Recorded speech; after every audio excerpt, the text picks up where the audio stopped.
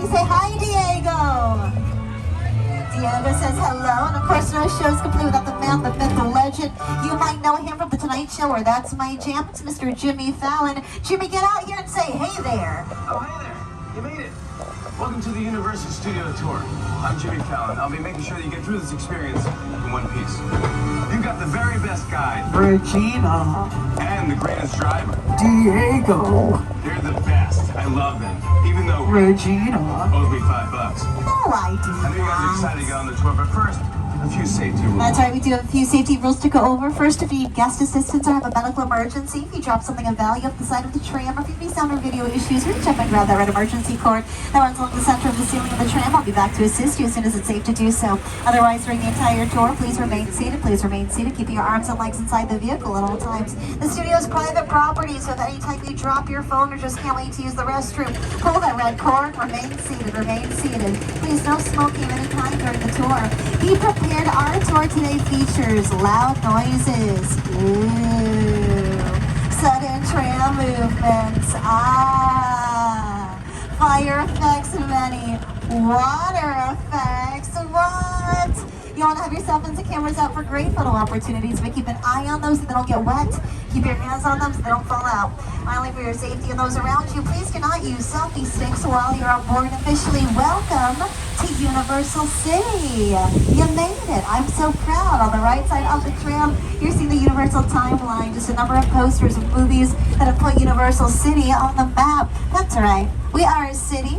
One of the things that we have that makes us a city, we have our very own fire station. That's Fire Station 51 to the right side of the tram. Make some noise! Woo!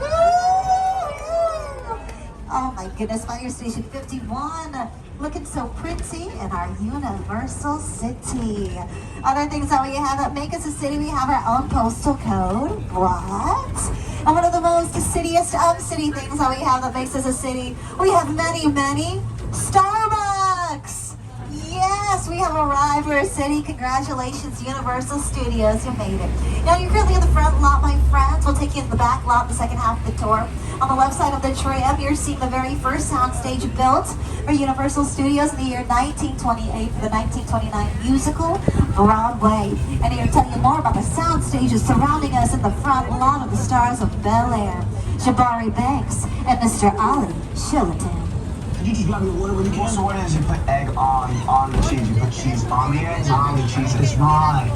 Whoa, how many seats do you think are in there? No, it's gotta be a lot. Yeah. We could probably fit the whole Bel Air cast and crew there. You know, we gotta get one of these for the mansion.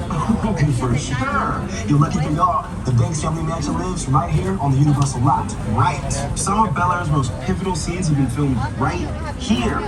Jabari, what have been your most memorable moments? I don't know. I mean, there's so many to choose from. You know, I love the foyer set where Will first enters, and at that moment, his life changes forever. What about you? Well, the Bel Air Academy gym set is here too, and I remember you having to sit in that cold ice bath for hours. Yeah. And that was really fun. I still can't feel my toes. No, but seriously, my favorite part of this lot is the talented crew who put it all together, from hair, wardrobe, makeup, Set design, props, and transportation. Transpo, yes! You know, Transpo is the best, and they have the sweetest rides for us to play with. Actually, speaking of, if we're gonna get a ride like this, we better go talk to Transport now and let these people get back to their tour. Oh yeah, that sounds good, man. As long as I get to drive. Oh, not if I've got the keys. Oh, not for long. Come on, man. Now we've just taken a right turn onto Jimmy Stewart Avenue. Every street here at Universal Studios is named after a prolific filmmaker with a long-standing career with Universal, and Jimmy Stewart of It's a Wonderful Life was one of those actors. Now on the left side of the tram, you're seeing Soundstage 14. That is my favorite soundstage here at Universal Studios because it's been home to many a famous lair. It's been home to the Penguin's lair in Batman Returns. It's been home to the Riddler's lair in Batman Forever. And speaking of Jim Carrey, it's been home to my favorite lair, the Grinch's lair, Mount Crumpets, and How the Grinch Stole Christmas. One might say that Universal Studios has a very layered history. And speaking of history, NBC Universal is a television broadcasting company that's brought you 85 years of exquisite television programming. I'm talking Coach, Martin, all in the family, the Jeffersons, and they're continuing that comedy legacy today with such hits as The Good Place and Never Have I Ever, just to name a few.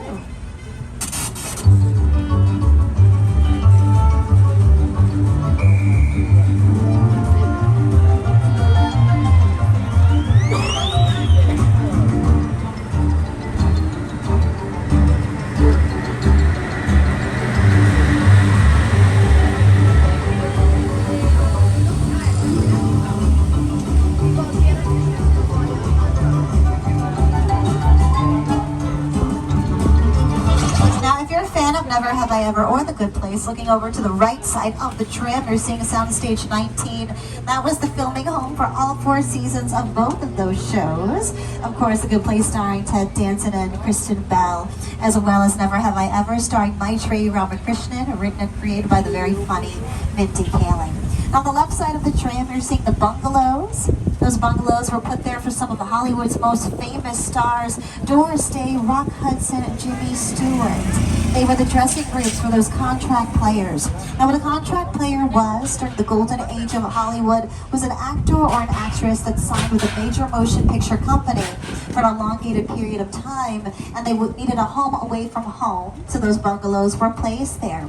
Now they're home to very famous production offices. In fact, for all of my fans of musical theater, we're now passing the office of Mr. Mark Platt and his Platt Productions. That's the same team that brought you Dear Evan Hansen, Scott Pilgrim vs. the World, and Legally Blonde. A little bend and snap action in that bungalow, if you will. On the side of Bungalow 5195, you're going to see the silhouette of Mr. Alfred Hitchcock. That's because he called that his artistic home for a number of years. He's the very famous director of such films as Rear Window, Vertigo, The Birds, and of course, Psycho. Lou said he could move into that office. I said, no, I can never be in Hitchcock's office. That should be a shrine, a museum. Very exciting, just to know that he was there and walk by and know he was in that office. Hitchcock has influenced every director. I saw Hitchcock once walking around the commissary. Hitchcock had his bungalow on the lot. I used to go see Alfred Hitchcock. I loved working with him. I highly respect him. He really understood fear and terror. The Birds? That was a really scary movie. The Birds? Oh, man. That had me looking at crows like for the next 10 years. Psycho, of course. Vertigo was one of the all-time great masterpieces. Hitchcock was mastering it. On the left side of the trim, you're seeing the filming home for many a live audience show, including America's Got Talent, Jennifer Lopez's World of Dance, as well as the final season of Will and Grace starring Megan Mullally and Deborah Messing. Now, we've officially taken you from the front lot of Universal Studios and into the back lot, more specifically our metropolitan sets. Now, Universal Studios has everything you need to make a major metropolitan city. A theatrical district, a financial district, cafes, restaurants. They even have their own Central Park, which you can see from the right side of the tram. For my Billie Eilish fans, you know this area very well. That's because it played the role of Paris in our Amazon Prime music video. Behind it is Brownstone Street. For my fans of Home Alone 2, Lost in New York, you know that exterior shot very well because that's Kevin McAllister's uncle's apartment from that movie. Now let's set the scene. The year is 1985. The car, a DeLorean. The style, acid-wash jean and red vest. Welcome to Hill Valley, y'all.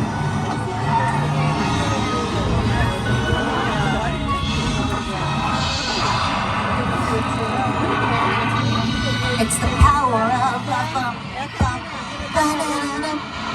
We've officially taken you back to the future starring Michael J. Fox and Christopher Lloyd. Welcome to Courthouse Square. That is the famous clock tower to the left side of the tram. Now, it looks differently than the way it did in those movies. That's because there's a facade on that front of the building.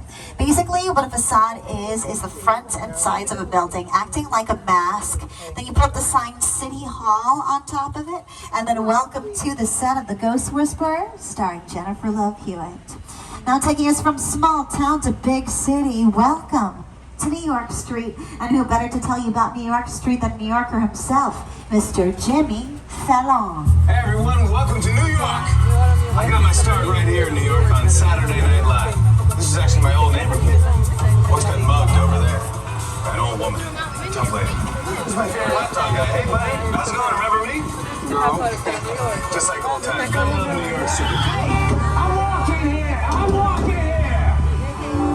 It's cool, guys.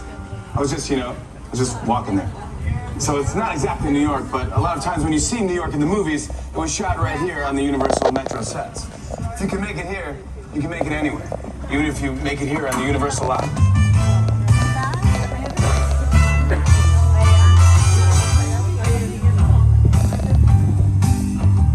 Now we're very lucky we were able to take you onto New York Street today because New York Street is one of the most popular filming locations here at Universal Studios. It's the filming home for America Ninja Warrior.